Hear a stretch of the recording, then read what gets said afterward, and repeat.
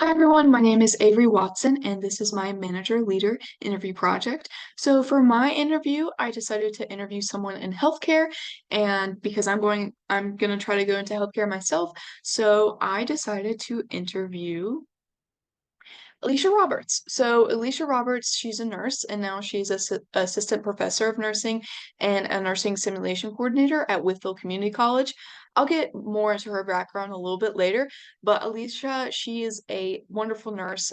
She has a very long background of leadership and management in her career, but she is a very intelligent and determined and passionate person about her job. And how I know her is actually she's my aunt. And I decided to interview her because she has always been a significant person in my life and she's kind of inspired me to go into healthcare myself. So I'm very lucky because I'm able to kind of get tips from her on how to go about things, and I really wanted to learn more about her everyday, kind of what she does in her job, in terms of teaching, besides nursing and all that stuff. So let's get into it. So here's kind of her background, kind of her career at a glance and her studies. So Alicia studied nursing at the Smith Career and Technology Center in Chilhowie, Virginia. After getting her licensure and her certifications and all that, she then went to nurse at Bristol Regional Medical Center in Bristol, Tennessee, and then at Smith County Community Hospital in Marion, Virginia. And now both of those she worked in the ER. Then she kind of decided to go back to her roots and teach nursing at Smith Career and Technology Center in Chilhowie. And now she's an assistant professor and nursing simulation coordinator, while also working part-time again at Smith County Community's Hospital. So very busy lady. So I already knew a little bit about this, but I kind of wanted to get more into detail about why she chose this job in the first place and kind of her background in education. So I asked her what her level of education is, and she actually has a master's. She holds a master's of science in nursing, and she got that through an online master's program while also working to support her family. And I wanted to know what exactly led her into the positions that she's in. And what's interesting is that she actually did not want to go into this path originally. Um, she didn't really know what she wanted to do. Um, but after I kind of asked her a little bit about it, and she said that the idea of me becoming a nurse was actually from someone who is no longer in my life, which is interesting. And because of other choices she had made, she kind of had to stick with it. But now it is her passion, it truly is, and she has flourished so much in the career. So it was very interesting to hear about. Also, here's some of her responsibilities in time management. So I wanted to know exactly what her day-to-day kind of looks like as a assistant professor. Um, Obviously, with nursing, since she does that part-time, her responsibilities are going to be caring for her patients, coordinating with staff, and that kind of thing. But through teaching and teaching nursing, her responsibilities include monitoring progress, providing resources for students, and handling connections for clinical studies, and monitoring the success of those clinical studies. So she has to oversee student progress in each kind of subject that they're in because nursing, it's a very rigorous subject and you have to make sure that your students are understanding the material because they're going to go out and care for people and they need to know what's going on. So it can be very difficult, a very difficult pathway, but the students there are willing to do it and she is there to facilitate that. So she provides a lot of resources for students. And how she manages her time, I asked her how she keeps up with everything, and she told me that I have to hold myself accountable because she works well under pressure, and so she tends to procrastinate. And I feel like a lot of college students or students in general could relate to that. But she said she manages her time efficiently through written planners, color coordination, checklists, and when she's at the hospital part time, she has to communicate with her coworkers. So that's how she manages her time. Now onto workplace conflict and relationships. This is very like having a good relationship with your coworkers, I feel like is a very important part of any job, but healthcare as well. And so I wanted to know how she handles conflict in the workplace if there is going to be conflict.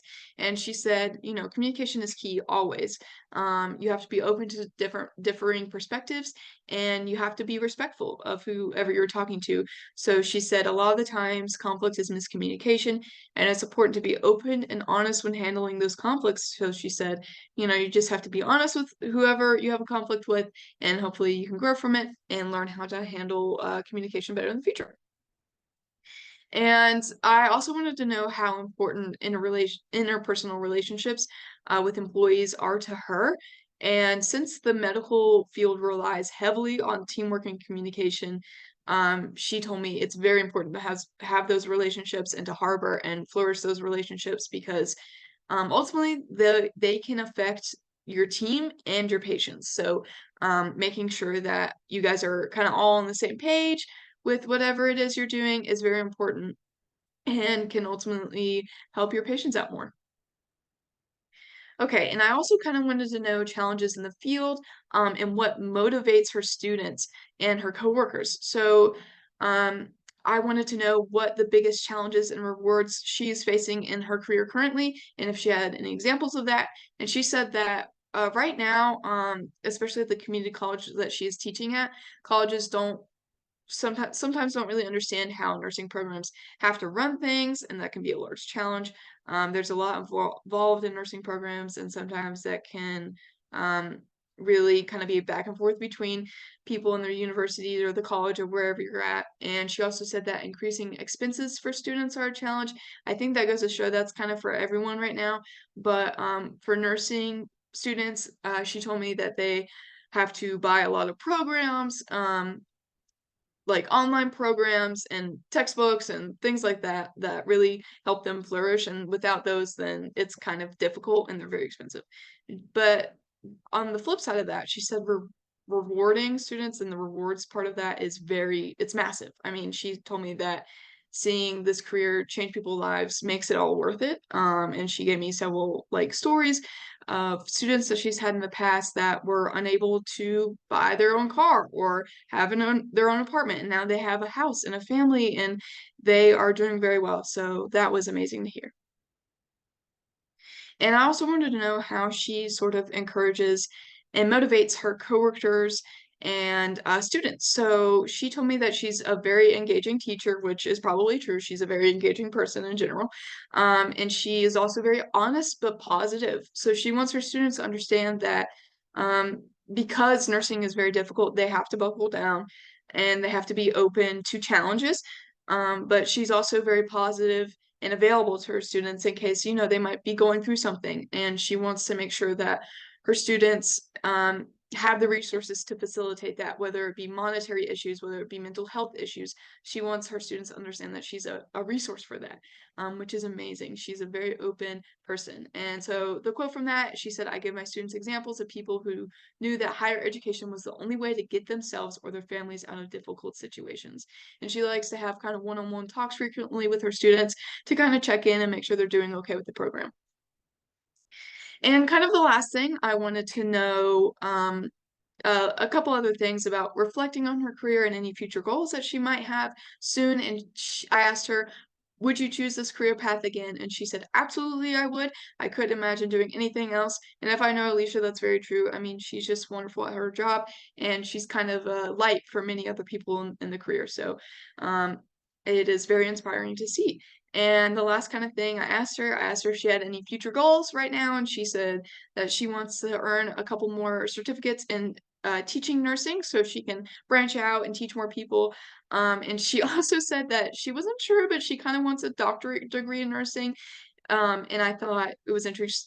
She said, I always said after getting my master's, I would never go back to school, but then I always go back to school. So she's very open to learning. And yeah, I'm so glad I got to interview her and learn more about her job and her leadership skills in the career. And so, yeah, thank you guys so much for listening.